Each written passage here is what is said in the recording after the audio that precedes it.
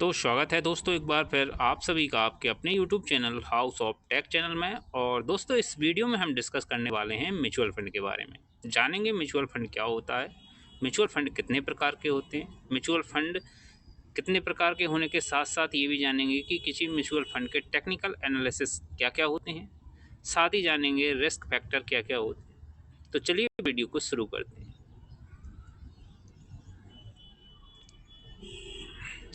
तो सबसे पहले यदि हम यहाँ पर बात करें म्यूचुअल फंड की, तो दोस्तों म्यूचुअल फंड होता क्या है।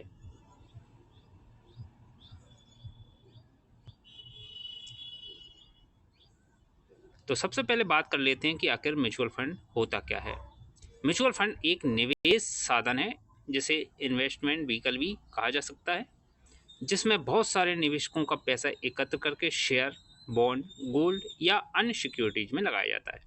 यानी कि दोस्तों जैसा कि हम किसी शेयर को खरीदते हैं स्टॉक मार्केट के अंदर, तो शेयर को हम डायरेक्टली खरीदते हैं और उसमें कोई भी अनदर कंपनी या कोई भी फर्म बीच में इन्वॉल्व नहीं होती है, और हम अपने टेक्निकल एनालिसिस और अपनी नॉलेज के आधार पर पैसा इन्वेस्ट करते हैं, तो हमें डायरेक्टली प्रॉफिट या डायरेक्टली हमें लॉस होता है। लेकिन यदि वहीं हम म्यूचुअल फंड की बात करें, तो म्यूचुअल फंड में हम पैसा किसी कंपनी को देते हैं, जो उस कंपनी जो होती है जो मैनेजमेंट कंपनी होती है, उसके म्यूचुअल फंड मैनेजर होते हैं। और वो म्यूचुअल फंड मैनेजर जो है अपने हिसाब से टेक्निकल एनालिसिस करके उस पैसे को अलग अलग स्टॉक्स या फिर किसी बॉन्ड्स या फिर किसी गोल्ड या सिक्योरिटीज में इन्वेस्ट करते हैं। इसे एएमसी मैनेज करते हैं, जैसा कि मैंने आपको बताया, जैसे एसेट मैनेजमेंट कंपनी के नाम से जाना जाता है। हर निवेशक के पास यूनिट्स होती हैं और एनएवी के आधार पर उनकी वैल्यू बदलती है। तो दोस्तों जब भी आप किसी जो म्यूचुअल फंड है उसको खरीदते हैं, तो आपको कुछ यूनिट्स दिए जाते हैं उस पर्टिकुलर म्यूचुअल फंड के, और वो जो यूनिट्स होती है उसकी एनएवी वैल्यू के आधार पर बदलती रहती है। यानी कि एनएवी वैल्यू जितनी कम होगी तो आपका जो है यूनिट्स उतना अधिक होता है।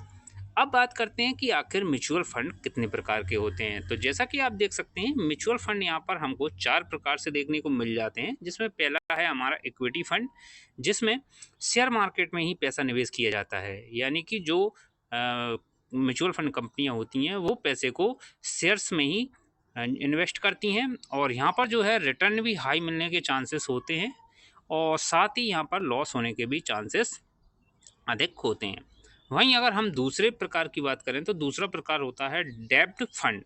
यहाँ पर दोस्तों जो म्यूचुअल फंड कंपनी होती हैं इस पैसे को सरकारी बॉन्ड या कॉरपोरेट में इन्वेस्ट करती हैं, और यहाँ पर अगर हम रिस्क की बात करें तो रिस्क यहाँ पर कम होता है, लेकिन रिटर्न भी यहाँ पर आपको लिमिटेड ही मिलता है। वहीं अगर हम तीसरे प्रकार की बात करें, तो तीसरा प्रकार होता है यहाँ पर हाइब्रिड फंड।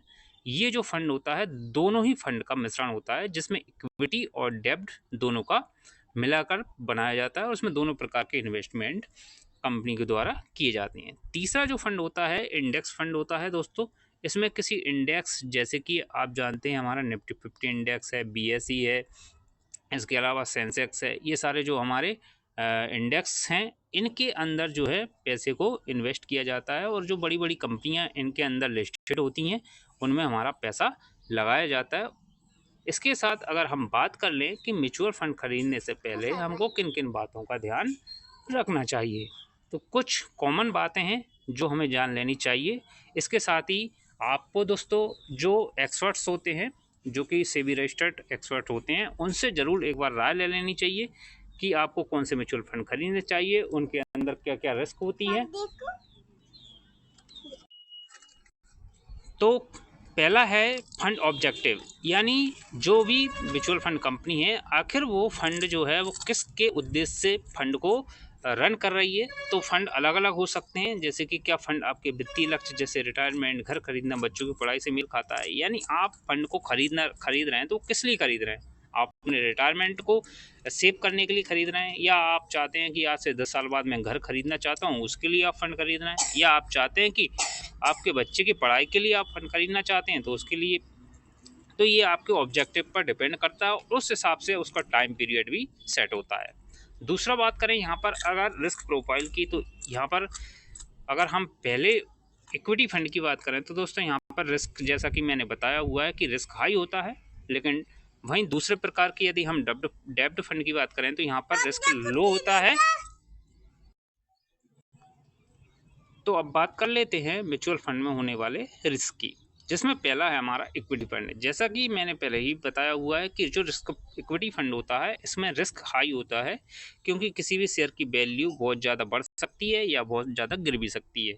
दूसरा प्रकार जैसा कि हमने जाना डेब्ट फंड के बारे में, तो यहाँ पर जो रिस्क होता है वो कम होता है। वहीं अगर हाइब्रिड फंड की बात करें तो यहाँ पर रिस्क मीडियम होता है। तो दोस्तों अब बात कर लेते हैं एक्सपेंस रेशो। एक्सपेंस रेशो जैसा कि हमने जाना, ये एएमसी का मैनेजमेंट खर्च है, कम एक्सपेंस रेशो बेहतर माना जाता है। यानी कोई भी जो कंपनी म्यूचुअल फंड को मैनेज कर रही है उसका जो खर्चा है, उसके क्या क्या खर्चे हैं, ये सारे डिपेंड करते हैं उसके एक्सपेंस रेशो पर। और यदि किसी एएमसी कंपनी के एक्सपेंसेस कम है तो उस कंपनी को या उस म्यूचुअल फंड को हम बेहतर मान सकते हैं।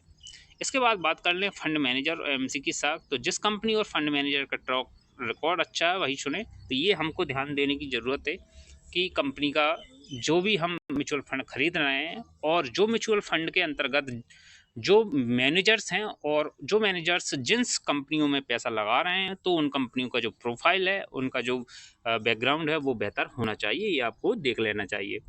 इसके बाद अगर हम इन्वेस्टमेंट की बात करें कि इन्वेस्टमेंट की अवधि कितनी होनी चाहिए, नॉर्मली यदि हम किसी म्यूचुअल फंड को खरीदते हैं तो जनरली इक्विटी फंड 5 साल का या इससे ज़्यादा का होना चाहिए, ऐसा मानना है। इसके बाद डेब्ट फंड को एटलीस्ट 1 से 3 ईयर मान सकते हैं, वहीं हाइब्रिड को 3 से 5 साल मान सकते हैं, क्योंकि म्यूचुअल फंड जो है दोस्तों एक लॉन्ग टर्म इन्वेस्टमेंट है।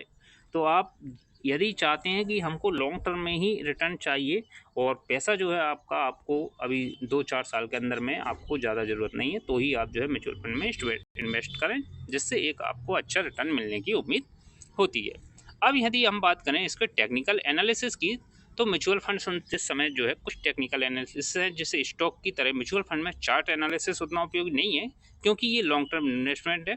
पर इसके कुछ परफॉर्मेंस पैरामीटर देखे जाते हैं।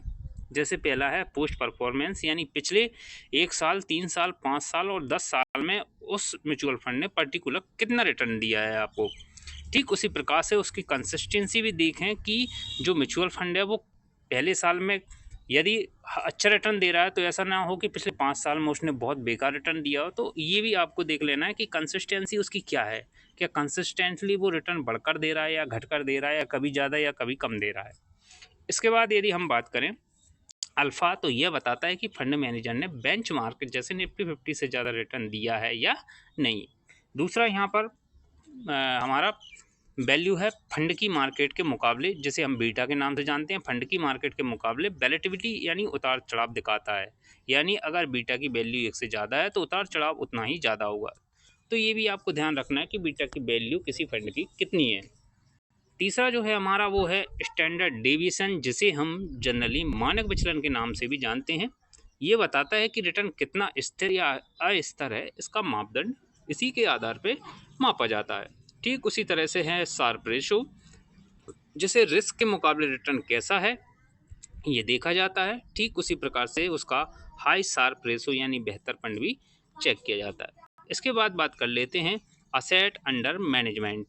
ज़्यादा एएमयू फंड वाले फंड स्थिर माने जाते हैं, लेकिन ज़्यादा एयूएम कभी कभी रिटर्न कम कर सकता है, तो ये भी आपको देखना है। इसके बाद यहाँ पर रिस्क की बात करते हैं, तो क्या क्या रिस्क हो सकते हैं किसी भी म्यूचुअल फंड में। पहला है हमारा मार्केट रिस्क। तो मार्केट रिस्क में जैसे कि मैंने बताया कि यदि आपका कोई इक्विटी फंड है और ये जो है टोटल मार्केट पर डिपेंड करता है, मार्केट जैसे गिरेगा तो आपके फंड्स की वैल्यू भी गिरेगी। दूसरा है आपका क्रेडिट रिस्क। क्रेडिट रिस्क में जैसे डेब्ट फंड में अगर बॉन्ड अपनी डिफ़ॉल्ट करती है तो यहाँ पर जो है उसकी वैल्यू नीचे की ओर जाने को देखती मिलेगी। तीसरा है हमारा इंटरेस्ट रेट रिस्क। ब्याज दर बढ़ने पर डेब्ट फंड की वैल्यू गिर सकती है। ये भी आपको ध्यान रखना है कि यदि ब्याज दर बढ़ती है तो यहाँ पर जो डेब्ट फंड की वैल्यू है वो नीचे की ओर जाएगी। चौथा है हमारा लिक्विडिटी रिस्क फंड। कुछ फंड तुरंत बेचने पर सही एनएवी नहीं दे पाते। इसके बाद है इन्फ्लेमेशन रिस्क। अगर रिटर्न महंगाई से कम है तो असली फ़ायदा नहीं है। जैसे कि मान लीजिए आप समझ सकते हैं कि आज के टाइम पे जो है इन्फ्लेशन यानी जो महंगाई है वो बहुत ज़्यादा बढ़ रही है, और यदि कोई म्यूचुअल फंड आपकी महंगाई के रेशो से ही यदि जो रिटर्न है यदि कम दे पा रहा है, तो ये भी ये आपके लिए एक रिस्क फैक्टर है। तो कैसे निवेश करें? निवेश करने के इसके दो प्रकार होते हैं। यदि आप म्यूचुअल फंड में निवेश करना चाहते हैं तो पहला होता है एसआईपी, जिसे हम सिस्टोमैटिक इन्वेस्टमेंट प्लान के नाम से जानते हैं। जनरली ये आपने सुना होगा या आप इसके बारे में जानते भी होंगे।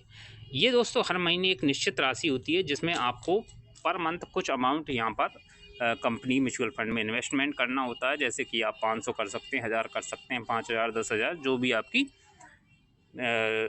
स्थिति या आपकी जो भी कैपिटल है उसके हिसाब से। दूसरा होता है दोस्तों लंप सम इन्वेस्टमेंट। इसमें दोस्तों जो भी इन्वेस्टमेंट होता है वो एक साथ होता है और एक बार में ही सारी रकम को आपको मार्केट में इन्वेस्टमेंट करना होता है। तो इस प्रकार से दोस्तों जो है हम किसी भी म्यूचुअल फंड में इन्वेस्टमेंट कर सकते हैं। तो दोस्तों यदि आपका कोई भी क्वेश्चन म्यूचुअल फंड से रिलेटेड है तो वो हमें कमेंट में ज़रूर बताइएगा, और वीडियो आपको कैसा लगा कमेंट करके ज़रूर बताइएगा। मिलते हैं एक और नए वीडियो में। Thanks for watching.